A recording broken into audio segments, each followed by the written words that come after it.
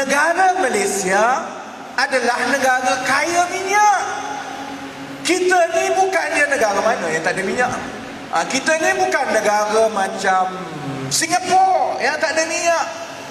Kita bukan macam Filipina tak ada minyak. Kita minyak banyak dan juga minyak yang paling mahal dalam dunia. Minyak kita minyak kualiti tinggi, minyak paling mahal. Tak percaya tanya saya orang minyak dulu, orang Petronas, saya tahulah. UMNO kata, Najib kata, ya kami memang gunakan duit minyak itu untuk membiayai projek-projek rakyat, dia kata. Sekolah dia kata pakai duit minyak, buat bangunan pakai duit minyak. Masalahnya, kalau duit minyak itu sampai dalam poket dia dulu, kalau sampai 100 pakcik, yang sampai kepada rakyat RM5, RM95 masuk kocek dia, masuk beg tangan Rosman.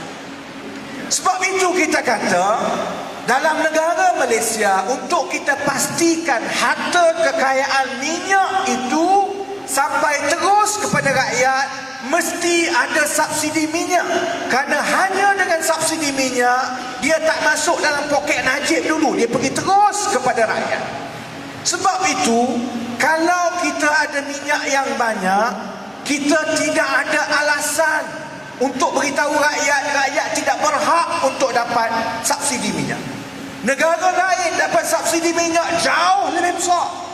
Saudi Arabia minyak dia 40 sen 1 liter, lagi mahal air daripada minyak. Pergi Venezuela juga murah, pergi Brunei murah. Apa alasan dia?